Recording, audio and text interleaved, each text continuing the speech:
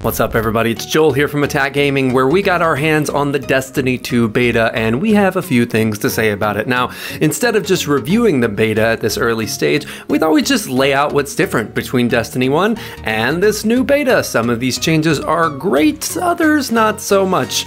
Let's jump in. First up, there's more space magic! Each class now has a third ability. Warlocks and Titans create an AoE zone that buffs their allies, while Hunters have a dodge roll because Hunters really only care about themselves. Secondly, there's also less space magic. Destiny 2, or the beta at least, is leaning pretty hard into PvP balance instead of PvE fun. Guardians, melees, supers, and grenades are on a much longer cooldown. This places more focus on skilled gunplay than it does on sticky grenades or stabbing people to death with electrified knives. And this seems like a good idea for PvP. I mean, I have yet to be killed by a molten hammer only to respawn and get killed by another molten hammer, only to respawn and get killed by a blade dancer. But it's not as great on the PvE side, since being able to use your own powers often was one of the best things about the first game. Now it's true, this is something that they could just be testing out for the beta, or that they'll have a system of cooldowns that switches between PvP and PvE, but I kinda doubt it, especially since it seems like every time I have a hope that something is going to change before it gets to shipping in a beta, it doesn't. Next up, the beta does seem to feature some interesting storytelling changes. Now, there isn't a whole lot available in the beta, just 2 different PvP modes, a strike and the first mission, but even so, it seems that Bungie is interested in mixing things up a bit with the story and level design. Now, in the first mission, you actually interact with both Cayde and Ikora, and even fight alongside Zavala. Now, it could be that Bungie is just pulling out all the stops for the first mission of the sequel, but it could also be a conscious design decision to make the missions more dynamic, which says a lot for a game that tells most of its story through disembodied voices. The first strike is pretty standard though, until you get to the first boss, Modular Mind. Now, this boss fight isn't the most original in the world, but it has different stages, literally. As you damage Modular Mind, the floor will fall away and you'll plunge deeper and deeper into the arena. Now, it's not taking down Crota or anything, but it's a fair bit more dynamic than most of the strike bosses from the first game.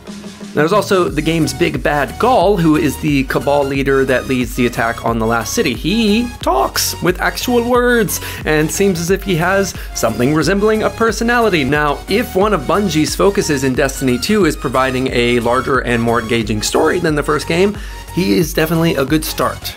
Something else that's different is there is a new gun system. Also, we have SMGs and grenade launchers now. Guns are now broken up into 3 categories: kinetic weapons, energy weapons, and power weapons. The kinetic and energy weapons will essentially be your primaries, with the energy weapons just having elements attached to them, such as like solar or arc, etc. Now, Bungie's always kind of struggled with the balance between the various types of guns, especially when it comes to secondary weapons. Their approach to that issue in Destiny 2 has been to place sniper, fusion, and shotguns into the same category, power weapons. And ammo is shared with all the weapons here, like rockets, LMGs, and the new class grenade launchers. The bad news is that the ammo for these guns is pretty scarce. Now, this is something that's almost certainly going to be better upon release, hopefully, fingers crossed, especially in regards to PvE, but in PvP, you are gonna have to pick your shots. Another sort of miscellaneous difference is that there are 3 exotics available in the beta. All 3 are class specific and are unlocked just by going through the first mission. Titans get Sweet Business, Hunters get Sunshot, and Warlocks get Risk Runner. Now, the guns themselves aren't bad, but they are pretty underwhelming. Now, this could just be because they're literally given to you at the start of the game, which is not the most impressive way to receive any sort of weapon. Hopefully it is not, because the direction the exotics are taking in Destiny 2 resembles what it was in the beta. Now, the early frontrunner for the best class / subclass is the Titan with the Sentinel subclass. He gets a Captain America shield, yeah dude, for his super, and is probably the best all-around pick. You can check out the link below for class breakdowns if you are interested in finding out more. In general, to just sort of wrap things up, the beta left us feeling a little bit lukewarm. If you thought the first Destiny revolutionized the FPS and MMO genres and you just can't wait to see what Bungie has in store for you this time around, you're probably gonna love this game.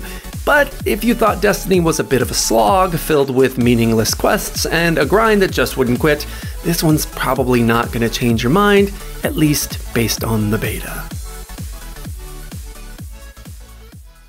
Did you get a chance to play the Destiny 2 beta and have a bunch of stuff you want to tell us? Or are you a Destiny 1 fan who now finds themselves concussed after having beaten your forehead against the computer desk over all the changes? Please let us know that as well in the comments below. My name's Joel, this is Attack Gaming, and what's love but a secondhand emotion?